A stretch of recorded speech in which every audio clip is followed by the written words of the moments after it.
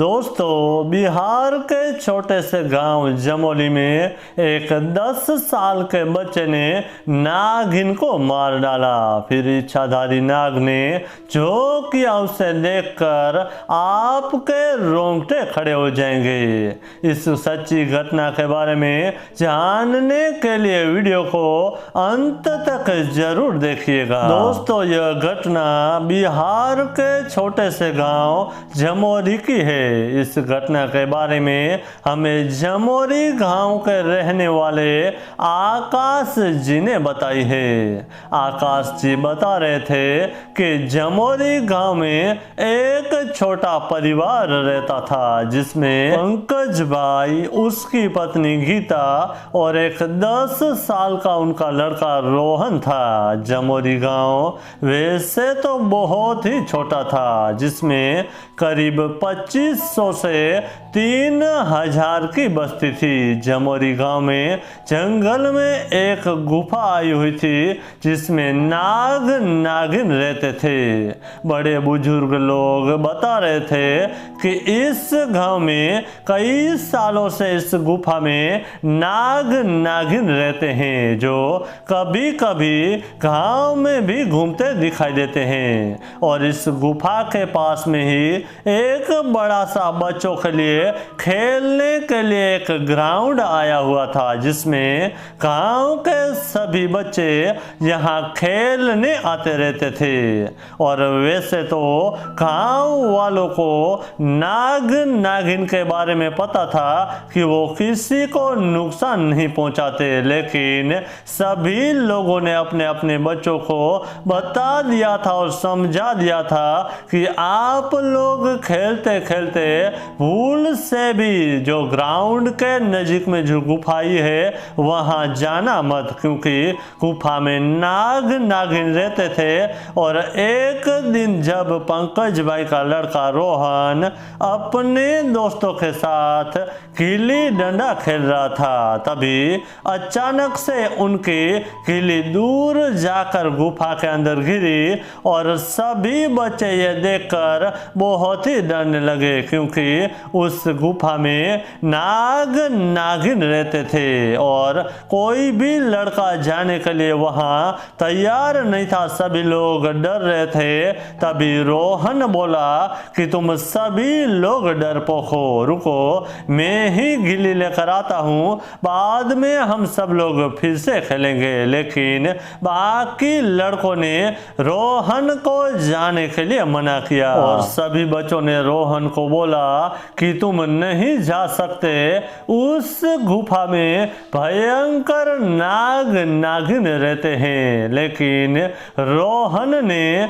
उनकी बात मानी नहीं और हाथ में डंडा लेकर गुफा के पास पहुंच गया। जब वो अंदर जाने ही वाला था, तभी गुफा के अंदर से वो नागिन बाहर निकली। रोहन ने नागिन को डंडे से भगाने की कोशिश की ताकि वो अपनी गिल्ली वहां से उठा ले, लेकिन वो नागिन गुस्से में आ गई और फन उठाकर रोहन की ओर बढ़ने लगी। तभी रोहन ने डंडे से नागिन के सिर के ऊपर जोर से वार किया और नागिन को मारने लगा।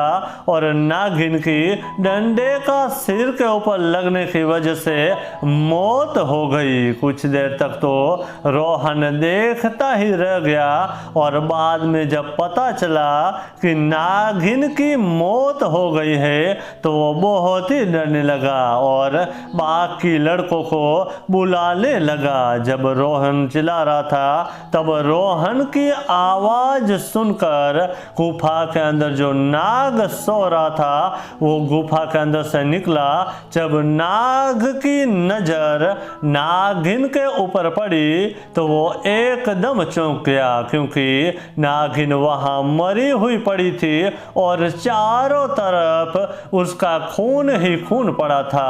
और रोहन के हाथ में जो डंडा था, उस डंडे की ओर देखा तो वो पूरा डंडा लोही से भरा हुआ था। नाग समझ गया कि इस लड़के ने ही नागिन को मारा है और नाग बहुत ही गुस्से में आ गया और अपनी फन उठाकर रोहन को काटने के लिए आगे बढ़ा। यह देखकर रोहन बहुत ही डर गया और सभी बच्चों को वहां चिल्लाने लगा। रोहन की आवाज सुनकर सभी लड़के और कुछ गांव वाले वहां पहुंचे और देखा कि नाग जो रोहन के बिल्कुल पास आकर काटने ही वाला था। वह गांव वालों ने जैसे तैसे करके रोहन को नाग से बचा लिया और रोहन को बोले कि तुम यहाँ क्या कर रहे थे। तभी पूरी बात रोहन ने बताई।